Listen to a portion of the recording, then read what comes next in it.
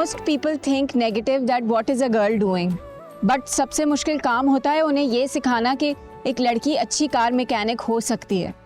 और जब मैंने ये करके दिखाया, दे वर सरप्राइज्ड।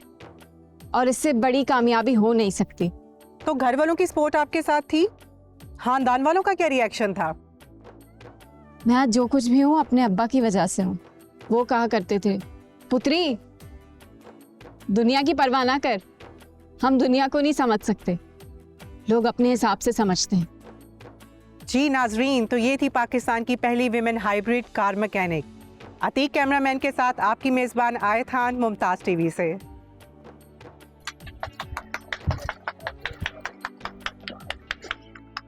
आज तो तुमने मेरा सर भी फख्र से बुलंद कर दिया। बाबा के बाद आप ही मेरा सहारा थे।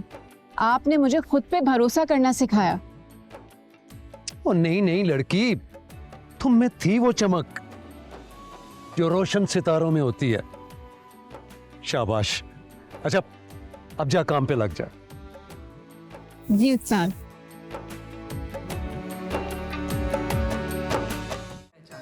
और आप ना भूलिएगा टू सब्सक्राइब टू आन TVs YouTube channel for more details.